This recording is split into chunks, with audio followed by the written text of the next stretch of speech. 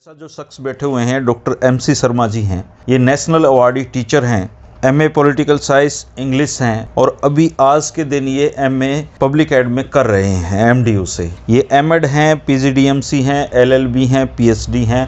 एक बहुत बड़ा अनुभव इनका ज़िंदगी के प्रति है, लेकिन इनकी ज़िंदगी ने भी अजीब तरीके से करवट ली, क्योंकि जिस JBT घोटाले में ओम प्रकाश चौटाला जी को सज़ा हुई है, उस JBT घोटाले में इनको भी सज़ा हुई है और इन्होंने तिहाड़ जेल में वो सज़ा काटी है। आज हम इनसे अनुभव पूछेंगे कि इनकी ज़िंदगी में ये दौर कैसे आया। डॉक्टर साहब, आप जब JBT घोटाला हुआ तो आपकी पोस्टिंग कहाँ पे थी और इसमें आप पर क्या दोष लगा?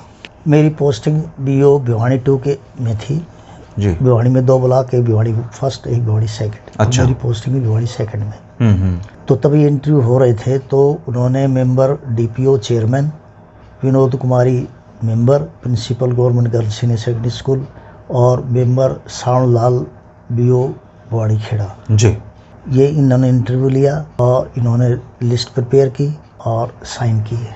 अच्छा। पर मैं इनके साथ इन टच जरूर, मेरा पता था कि क्या हो रहा था। क्या हो रहा था? फिर निष्पक्ष हुई थी? जी हाँ, वो फर्स्ट थी लिस्ट निष्पक्ष। अच्छा, फर्स्ट निष्पक्ष थी। अच्छा। जब उसकी टेबुलेशन हुई, क्लासिफिकेशन हुई हो करके, तो फिर पता लगा कि 650 650 जो कैंडिडेट हैं वो रिजर्व्ड कैटेगरी के जनरल कैटेगरी में सिलेक्ट हो गए। अच्छा। जब ये लिस्ट अप्रूवल के लिए चौटाला साहब के पास गई तो उन्होंने कहा कि भाई ये तो गड़बड़ है। जो 650 तो ये होगी, 3206 पोस्ट थी सारी, 650 650 तो ये जनरल में चले गए और रिजर्व इनकी अलग, तो इनकी तो 1250 पोस्ट होगी। 1250 उस टाइम एजुकेशन मिनिस्ट्री उनके पास ही थी और बहादुर सिंह जी के पास स्टेट मिनिस्ट्री थी जी। तब उन्होंने कहा, अच्छा, 650 पहली लिस्ट में रिजर्व 650 जनरल में सिलेक्ट हो गए थे। हाँ जी। अच्छा, मेरिट क्या था? तो फिर उन्होंने क्या कहा चौटाला साहब ने? चौटाला अभी ये नहीं गलत हो रहा है, क्योंकि 650 तो जनरल में ले गए और 650 की रिजर्वेशन में, तो 1250 तो पोस्ट ही ले गए, बाकी तो बचे ही नहीं कुछ भी जी। तब उन्होंने सोचा भी किस तरह से किया है, तो RP चंद्र थे डायरेक्टर प्राइमरी एजुकेशन, उनसे कहा जी, तो उन्हें इनकार कर दिया बदलने से। अच्छा। फिर रजनी शेखरी सिब्बल उसकी जगह आ गई। उसने क्या किया कि जो ओरिजिनल लिस्ट बड़ी थी ना, उसको अलमारी में बंद करके और सील कर दिया। पर उसने बदला नहीं, उसको ऑफर भी की गई बता रहे, परंतु उसने बदली नहीं लिस्ट। अच्छा। फिर लिस्ट बदलने का ये यानी विष्णु भगवान थे, ये प्रिंसिपल सेक्रेटरी थे जी और चीफ सेक्रेटरी थे। तो चीफ सेक्रेटरी के पास यानी सेंट्रल विजिलेंस कमीशन से एक लेटर आया हुआ था कि आप संजीव कुमार है, he has been found involved in a corruption matter. Sanjeev Kumar IAS ji. तो उसके विरुद्ध कार्रवाई करें। उसके पास लेटर आया हुआ था। अच्छा। तो उसने CM से बात की कि ये काम कर सकता है, फंसा हुआ है। अच्छा। तो उनकी मीटिंग करवा दी चौटाला की, संजीव कुमार की। तो इनकी बात हुई कि आप मेरी लिस्ट बढ़ा दें, मैं आपको जनरेट कर दूँगा, हम कोई कार्रवाई नहीं करेंगे। ठीक है जी, इनका समझौता हो गया। समझौता हुआ तो फिर इसने कार्रवाई शुरू कर दी, इसको ट्रांसफ़र कर दिया एडिशनल चार्ज। ये वैसे था SPD state project director DPP, तो इसको एडिशनल चार्ज दे दिया गया डायरेक्टर संजीव कुमार। हाँ, डायरेक्टर प्राइमरी एजुकेशन। इसने वो सारा नाटक किया, तोड़ ताड़ करके रख करके फिर किया और लिस्ट बनवाई, यहाँ हरियाणा भवन में मीटिंग की और लिस्ट दे करके उनको भाई ये बदल के लाओ। तो लिस्ट बना ली। चेयरमैन ने, जो 2 मेंबर थे ना, उनने उस डुप्लीकेट लिस्ट पर साइन कर लिए। अच्छा। जो मेरे वाला जो DPO था, उसके दिमाग में था ये मामंजन फ्री छोड़ दिया तो ये कहीं भी गड़बड़ कर सकता है। अच्छा। तो उसने इंटरव्यू दिसंबर 1999 में ये कंप्लीट हो चुकी थी फर्स्ट लिस्ट के इंटरव्यू आधार पर। उसने मेरा मई या अप्रैल मई में मेरा नाम भेज दिया कि ये मेंबर है। ये मेंबर है डायरेक्टर। अब मेंबर नहीं थे उस कमेटी के? नहीं थे। अच्छा। नाम भेज दिया मेरा। तो उसके दिमाग में था ही। सितंबर में जब ये लिस्ट बनने लगी ना, तो मेरे से कहा आप चेक के साइन करते हैं। अच्छा। मैं बोला मैं करता ही साइन। कि आपने चेक किए हैं? हाँ। मैं बोला मैं नहीं करता। बोला जी, मैंने चौटाला मरवा देगा, मैं गरीब समार हूँ, मेरे पर दया कर लो पड़ा जी महाराज। तो इस तरह उसने अपील की। अच्छा, वो SC थे? SC। मैंने मान करके घूंगी मार दी, मैंने सिग्नेचर नहीं की, वैसे इन्होंने घूंगी मार दी। अच्छा। तो जब सीज किया ने रिकॉर्ड CBI ने, चंडीगढ़ से यहाँ से, तो मेरा नाम भेज रखा था, बताऊँ? हाँ, सिलेक्शन कमेटी के मेंबर दिखा दिया उन्होंने ना, सिलेक्शन कमेटी का मेंबर वहाँ दिखा दिया जी, तो उसने चौथा मेंबर ले लिया मैं, जबकि चौथा मेंबर लेने का कोई प्रावधान नहीं है। अच्छा, 3 ही थे? 3 ही, पर उन्होंने मान लिया। मैंने विरोध भी किया, कहा भी मैं मेंबर, ये सिद्धार्थ बरदुल था हाई कोर्ट का जस्टिस, उसके सामने मैंने खुद आर्गूमेंट की। हाँ, क्योंकि वकालत तो आप कर ही चुके थे। तो मैंने की, पर उसकी मेरी तसली होगी कि इनके ये बड़ा ईगोइस्टिक ज़बरदस्त है। हाई कोर्ट के जज और सुप्रीम इतने ईगोइस्ट है, ये भगवान से कम नहीं समझते अपने आप को। बहुत, मैं बताऊं जी, इतने ज़्यादा है। मैं कई बार कहता हूँ कि they consider himself lord, but actually they are temporal lord. Okay, temporal lord में एक सेशन देते हैं, उसके आगे पर टेम्पोरल क्या होता है, मैं सांसारिक, आध्यात्मिक नहीं है। तो यानी आपने अपना वकील भी खड़ा किया होगा ना? मैंने नहीं किया। अच्छा, सरकार ने? वही हुआ ना, सिद्धार्थ बरदुल था जो उन्होंने कहा जी आप अपना वकील एंगेज कर लो। मैंने कहा जी मैं खुद ही कर लूँगा मिलाना। तो उसने फिर कल्ब कर दिया, मेंबर के साथ ही जोड़ दिया मेरे को। अच्छा, जो कि मेंबर नहीं थे। तो आपका ये केस आपके ऊपर कब हुआ? ये केस हुआ था यानी 2008 में इन्होंने FIR दर्ज करवाई थी शायद आप लोगों पे। हाँ जी। तो कितने लोगों पे ये हुआ था? 50 तो ये ऑफिसर्स थे, 3 पॉलिटिशियन और 2 ही IAS। तो जो आपके साथ DP में 3 जो अन्य मेंबर थे उनको भी सजा हुई? हाँ जी। तो आपको जब ये सजा हुई, मैं यानी सारी 18 कमेटी थी वजह सिलेक्शन कमेटी, तो 4 एक ही कमेटी में थे? बस ये भिवानी कमेटी में 4 हैं, उसमें चौथा मैं हूँ। अच्छा, तो जब लोग आप उसमें कोर्ट रूम में खड़े थे तो आपको क्या लग रहा था सज़ा सुनाने से पहले कि क्या होने वाला है? हमें ये निश्चित था भी सज़ा तो पक्की होगी। अच्छा, मतलब जज की थी आपके? हाँ जी। तो हमें बैक डोर से निकाला गया, फ्रंट डोर से निकाले गए। चौटाला साहब को भी तो सभी को बैक डोर से। तो चौटाला साहब से तो आपकी मुलाकात जीवन में वहीं हुई होगी पहली बार? वहाँ भी हुई है, जब ये चुनाव में जीते ना, तो क्या हुआ कि अजीत सिंह सांगवान है DPO, तो वो बैठा था, हम दोनों बैठे थे, तो मैंने एक कुर्सी छोड़ दी कोर्ट में, यहाँ खाली छोड़ रखी थी, हम ये बैठे थे, तो चौटाला साहब यहाँ करके बैठ गए, आपके पास बैठे थे? हाँ। अच्छा। तो मैं खड़ा होने लगा तो अजय सिंह चौटाला मेरे साथ कहा था आप बैठ जाओ, वो अजीत सिंह सांगवान खड़ा हुआ, वो बैठ गया, यानी बाप बेटा है, 2 लोग बीच में बैठा हुआ। अच्छा, तो इनके चेहरे पे आपको लग रहा था? बिल्कुल, ये तो बिल्कुल मायूस थे जी, इनको लग रहा था भी सजा होगी पक्की। अच्छा, आप लोगों को कुर्सियाँ दे रखी थी वहाँ बैठने के लिए? बैठते थे, तो मायूस थे ये उस समय चेहरे पे। तो जज ने जब कहा कि आप लोगों को सजा सुनाई, कन्विक्टेड कर दिया और फिर सज़ा बाद में सुनाई जाएगी, तो इन्होंने क्या किया था कि 16 जनवरी 2013 को कन्विक्शन कर दिया था और उसी टाइम पर जेल में ले गए थे। आप लोग भी जेल में चले गए, तिहाड़ में? और उसके बाद सज़ा हुई? सज़ा फिर जैसे हमारी 19 से सज़ा सुनाई गई 4 साल की, और उनकी 10 साल। आपको कितने साल की सज़ा हुई? 4 साल की हुई थी। तो आपने उनको कहा, किसको? मेंबर को कहा कि भाई मैं क्यों मरवाया? उसने तो मरवाया, वो उसको कहूँ क्या, जो सोया हुआ उसको भी होगी सज़ा? उसकी तो होनी थी। अच्छा, वो तो मेंबर थे। तो अब तिहाड़ में कितना समय आपने बिताया? 2 साल 1 महीना 10 दिन। और बाकी सारे अधिकारियों की भी सज़ा कम हो गई थी? कम सबकी 2 साल कर दी, 4 से 2। अच्छा, तिहाड़ में आपका क्या शेड्यूल रहता? तिहाड़ में मेरा बहुत बढ़िया शेड्यूल रहता था कि मैं योगा सिखाने के लिए आता था, सुबह नहा करके फिर मैं अपना रूटीन का काम लिख रजिस्टर में। तो तिहाड़ में सीखा हुआ योगा अब भी काम आ रहा है? हाँ जी, अब काम आ रहा है। अच्छा, यही वही की देन है। अच्छा, तो आपने तिहाड़ जेल में योगा सीखा। तो खाने पीने का क्या? खाने पीने का आया कि मैं फल लेता था सुबह जाते थे ना, तो उनसे सुबह फल लेता था, फिर चाय दूध आ जाता था, दूध में अपना यानी स्पेशल दूध देते थे ये सीनियर सिटीजन्स को।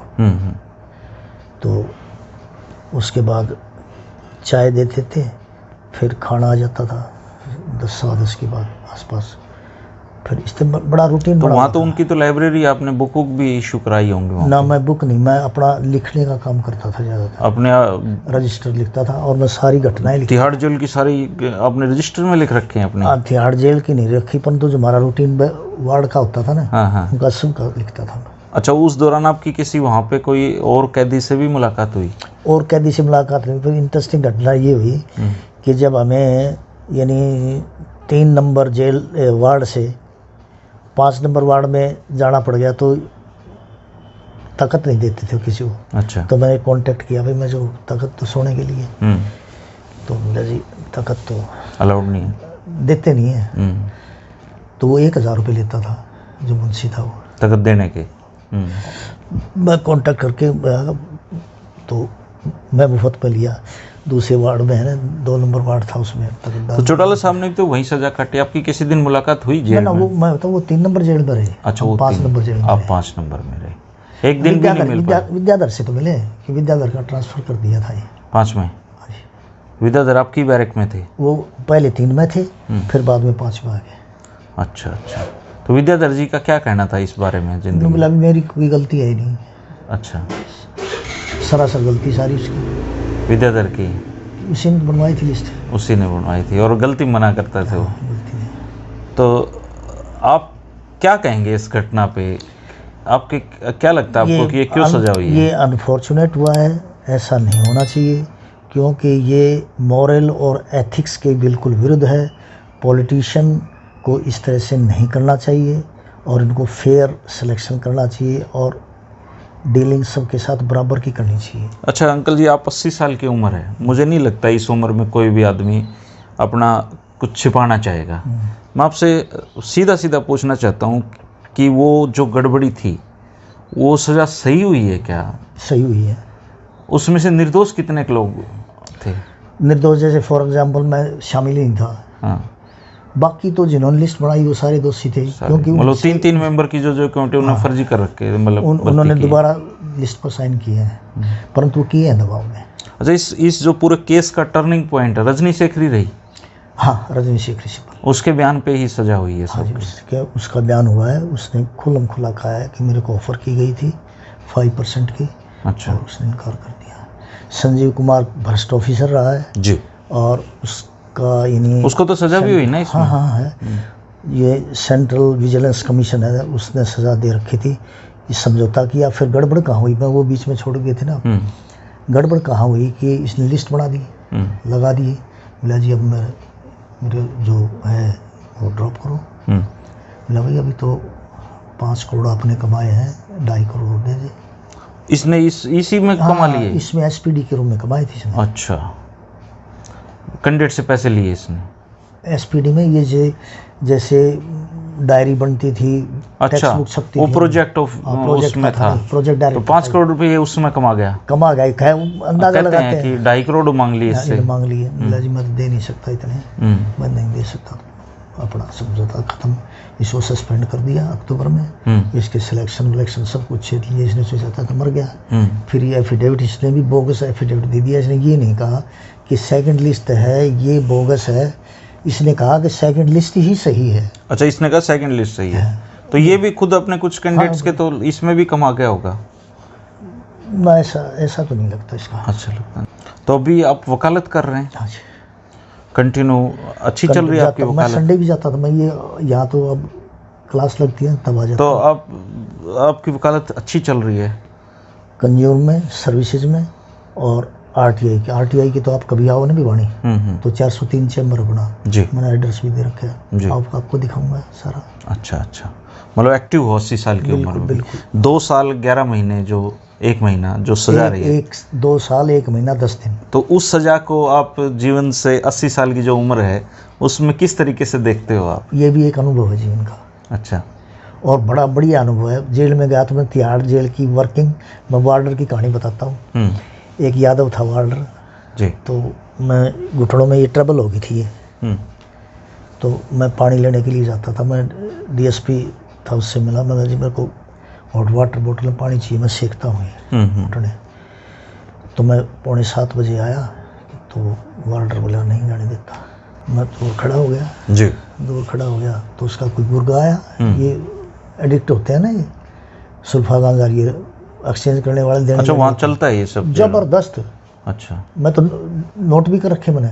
अच्छा, टाइम भी। हाँ, जो पीता था ना तो मैं नोट कर लेता था, इस टाइम पर ये नाम तो नहीं पूछता था मुझसे, पर मैं कहा भैया ऐसा कर। मतलब जेल में सारी चीज़ें उपलब्ध थी? सारी चीज़ें। तो फिर आप खड़े हो गए वहाँ पे? हाँ, मैं खड़ा हो गया। तो मैंने पता था, मैं कहा लगी जा। उन्हें मेरी तरफ देखा, आगे ने नोट कर लिया। जी आप भी जाओ। उन्हें मेरे को कभी रोका नहीं। फिर काम आ गया आपकी निगरानी करना? ना मैं करता था, मैं इसी तरह से करता हूँ। अच्छा। मैं चुपचाप है, फिर ऑब्जर्व करता हूँ, ऑब्जर्व करके नोट करता हूँ, नोट करके फिर कार्रवाई करता हूँ। यही हम। अच्छा, जो लोग बाकी कमेटी के मेंबर थे जिनको सजा हुई है, उनको जीवन में ये गिल्ट था कि उन्होंने कुछ गलत किया है? कुछ ने तो किया है, क्योंकि हम जैसे फॉर एग्जांपल नारनौल के डीपीओ ने बता रहे हैं, उसने सभी के 17, 18 नंबर लगा रखे 20 में से, तो उसने तो गड़बड़ की है। परंतु बाकियों ने, जैसे मारे वाले हैं ना, इंटरेस्टिंग बात यह है कि मारे वाले ने जरूर गड़बड़ की है, क्योंकि जो उन्होंने पहले लिस्ट बनवाई थी ना, उस लिस्ट पर मैंने ऐसा है कि उसने साइन करवाए थे, फिर वो फाड़ करके दूसरी लिस्ट बनाई उन्होंने पैसे लेकर के। मैंने ऐसा मैंने हो रहा है। अच्छा, कुछ ने पैसे भी लिए उसमें? अब मारे वाले ने जरूर लिए होंगे। अच्छा, फंसा दिया आप भी साथ में? मारा तो इसलिए फंसा दिया ना कि ये गड़बड़ कर देगा, क्यों मैं सीनियर पीओ था सब में, मेंबर बना दिया उसको। अच्छा। वैसे इंस्ट्रक्शन ये थी, अगर सीनियर पीओ को ही मेंबर बनाए। आपका कोई रिश्तेदार वगैरह तो उस भर्ती में नहीं लगा? नो, बिल्कुल नहीं। कोई जानकारी? मैं किसी को अप्लाई ही नहीं करता था जी। अच्छा। मैं रिश्तेदार की खिंचाई और कर देता था। मैं आउट ऑफ द वे बता रहा हूँ, मेरा भाई ताऊ का लड़का है, उसकी मेरी माँ रियल सिस्टर्स है, भाई होता उसका, तो उसने गड़बड़ कर दी थी, मैंने उस पर केस कर दिया। केस कर? डिफेमेशन का। उसका लड़का है, वो IAS है। चलो। अच्छा दोस्तों, ये हैं डॉक्टर MC शर्मा जी, वकील हैं पेशे से, BO रिटायर्ड हैं और JBT घोटाले में 2 साल 1 महीने तिहाड़ जेल में इन्होंने गुजारे हैं। इनके अपनी दलीलें हैं, कोर्ट की अपनी प्रक्रियाएं हैं, और वो जो दौर था 80 साल की अब इनकी उम्र हो गई, इन्होंने खुल के स्पष्ट तरीके से सच्चाई के साथ अपनी बातें रखी हैं। अगर कोई उस दौर का सवाल आप पूछना चाहते हैं, इनका अनुभव जानना चाहते हैं, तो कमेंट करें, डॉक्टर साहब जरूर जवाब देंगे। अभी ये MDU में पॉलिटिकल पब्लिक एडमिनिस्ट्रेशन में MA कर रहे हैं, 3 MA ये हैं, बहुत अच्छी क्वालिफिकेशन इनकी। हम इनके अच्छे स्वास्थ्य की कामना करते हैं। डॉक्टर साहब बात की इसके लिए आपका शुक्रिया। धन्यवाद। Thank you.